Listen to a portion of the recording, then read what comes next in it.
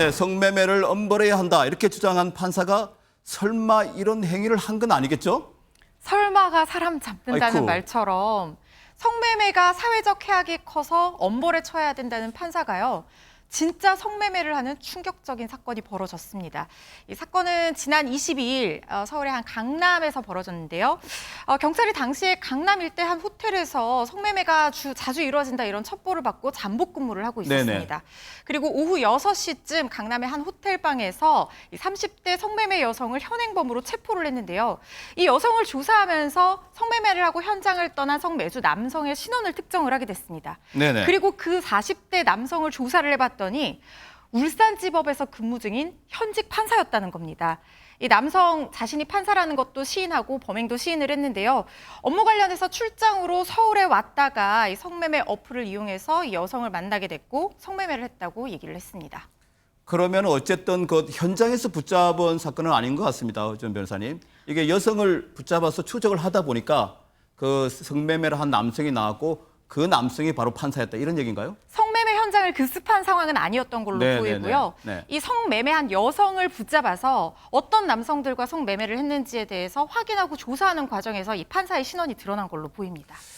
참 믿을 수 없는 얘기인데요. 그럼 판사면은 이 성매매와 관련해서 판결도 했을 것 아닙니까? 맞습니다. 과거에 성매매 관련한 재판에 관여한 것들이 좀 드러났는데요. 네. 대법원 열람 시스템을 통해서 형사사건 판결문을 조회해 봤더니 최근 10년 동안 이 판사가 이름을 올린 성매매 관련 판결문은 최소 10건이었다고 합니다. 아, 무려 10건이나 성매매 관련 성매매 판결을 했다는 관련한 얘기인가요? 재판. 맞습니다. 네네. 게다가 2021년부터 이제 현재 소속 법원으로 자리를 옮겼는데 그 자리를 옮긴 뒤에 최소 7건의 성범죄 관련 판결에도 참여를 했다고 하는데요. 이 가운데 이제 판결문을 하나 보시면요. 네. 2021년 9월에 해당 판사가 쓴 판결문입니다. 네네. 피고인들은 여성의 성을 상품화해서 스마트폰 앱에 광고글을 올려 성매수 남성을 물색했다라면서 사회적 해악이 적지 않아서 엄벌할 필요가 있다라고 했습니다. 좀 비슷한 사건에 이런 판결문을 낸 거고요. 아, 이 사건만 보더라도 이 성매매에 대해서는 엄벌을 해야 된다. 네. 이런 주장을 했다는 거죠. 맞습니다. 네네. 게다가 2021년 1월 같은 경우에는 해당 판사가 미성년자에게 40만 원을 주고 성매매한 뒤 협박한 혐의로 기소된 피고인에게 징역 3년을 선고한 일도 있었습니다. 그러니까 성매매 관련 범죄에 유죄를 선고해오던 판사가 성매매 범죄를 저지른 겁니다. 네, 성매매에 대해서 엄벌에 처해야 된다. 이런 판결을 내리고 이런 판사가 같은 죄를 저질렀어요. 그러면 다른 사람의 죄를 판단할 그런 권리가 있을까요? 자격이 없는 거죠. 자격이. 네. 네네. 상식적으로 정말 이해가 안 가는 뉴스가 아닐까 생각이 됩니다. 이게 법관이라고 하면은 우리가 기대하는 그 도덕적 수준이 있지 않습니까? 적어도 이 정도는 돼야 남의 사법적 기준에 따라서 그렇죠. 남을 뭐 이런 형 저런 형에 이제 처하게 되는 네네. 것인데요. 그렇기 때문에 우리 헌법에서는 판사의 신분을 보장을 하고 있습니다. 네. 탄핵이 아니고서는 파면할 수가 없고요. 아, 그래요? 공고 이상의 형이 선고되지 않고는 파면되지 않는.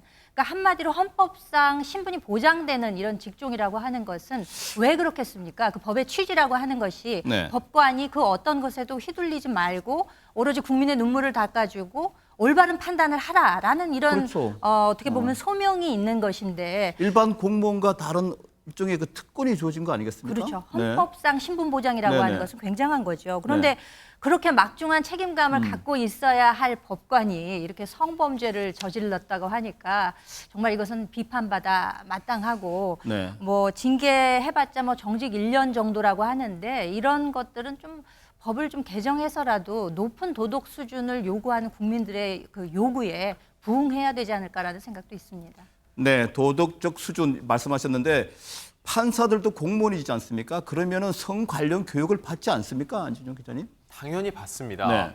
울산지법에 근무하는 판사, 지금 서울에 올라와 있는 이유가 법관 연수 때문인데 네. 나흘간에 거친 이 법관 연수 안에는 성인지 교육도 포함이 돼 있습니다. 아, 이번에 교육을 받으러 올라왔다가 이런 일이 벌어진 겁니까? 네, 맞습니다. 이 네. 나흘간의 교육 중에서 6월 20일 정확히 성인지 교육을 수강한 걸로 확인이 됐는데 네. 이 수강 후에 불과 이틀 후 성매매에 나선 겁니다. 그러면 이 판사 계속 재판을 받아도 될까요? 하재근 평론가님? 울산지법이 네. 이 판사에 대해서 징계를 청구하고 8월부터 재판을 맡기지 않기로 했다고 하면서 네네. 동시에 해당 판사가 소속된 재판부 자체를 폐부한다고 그렇게 얘기했는데 근데 문제가 뭐냐면 지금 논란이 되는 것이 울산지법이 7월 17일에 수사 개시를 통보받고도 20일까지 이 판사가 형사재판 그 업무를 계속 하도록 그렇게 했다는 거예요. 어허. 이 판사가 성매매 적발되고 나서 40여 일이 지난 다음에야 재판에서 배제됐다고 해서 네네. 그래서 지금 논란이 되는 건데 여기 대해서 법원 측에서는 뭐라고 그랬냐면 7월 17일에야 경찰한테 통보를 받고 이 사실을 알게 됐고 네. 그런데 통보받은 직후에 이미 일정이 잡혀있던 재판들은 형사사건의 특성상 네. 이게 재판 일정을 옮기기가 어려웠기 때문에 그때만 한시적으로 재판을 맡기게 됐다. 그렇게 해명했습니다. 그러면 이 시점에서 허지원 변호사님께 제가 돌발 질문 하나 드리겠습니다. 그게 아무리 그 재판이 일정이 잡혀 있다고 하면은 정말로 특히 형사 재판 같은 경우는 그 기일을 바꾸기가 그렇게 어렵나요? 기일을 바꾼다기보다는 네. 본인이 자신이 스스로 얘기를 하고 이 사실을 알리고 업무에서 빠지는 게 맞는 거죠. 아, 스스로요? 네, 네네. 이게 뭐 시스템상으로 법원에서 미리 다 일일이 개인의 어떤 수사 사실에 대해서 이것도 굉장히 개인정보의 영역일 수 있기 때문에 빠르게 미리 인지를 못한다고 하더라도 본인이 이런 형사재판부에서 지금 재판을 담당하고 있는 판사인데 본인이 성매매 피의자가 된 상황이 자기 자신이 제일 잘 알 것 아닙니까? 네. 그런 상황이라고 하면 본인이 먼저 나서서 법원에 이 사실을 알렸어야 마땅하다는 생각이 듭니다. 네, 관련해서 조금 전에 그 파면 이상이 아니면은 그 검거 이상 형이 아니면 파면하기 어렵다 그러는데 실제로 그런가요? 김현주 평론가님. 아까 말씀하셨듯이 이 판사를 옷을 벗기게 할 수 있는지 그게 좀 궁금해하실 분들 많을 것 같아요. 헌법 106조에 명시가 되어 있습니다. 네네네. 판사는 그 신분 특성상 헌법상 보장된 권한이기 때문에 탄핵에 의하지 않고는 파면할 수 없고 금고 이상의 형이 내려지지 않는 경우에는 또 파면할 수 없도록 되어 있죠. 그러니까 가장 높은 수의 징계라고 하는 것이 현재는 정직 1년으로 되어 있기 때문에 이게 사실 헌법상 규정이니까 이제 뭐 개헌 사항이기는 합니다만 실질적으로 우리가 높은 수준의 그 요구하는 도덕적 덕목이 이렇게 실행되지 아니한다면 그에 대해서 적당한 수준의 징계는 또 이루어져야 하는 것이 아닌가 하는 그 국민 눈높이가 있다는 점도 좀 강조하고 싶습니다. 네, 자신의 판단으로 한 사람을 살릴 수도 있고 죽일 수도 있는 직업이 판사 아니겠습니까? 그래서 더 당당해야 하고 그래서 더 엄격해야 하는데 이런 판사 우리 전국에 이 사람 한 사람뿐이기를 간절히 바라겠습니다.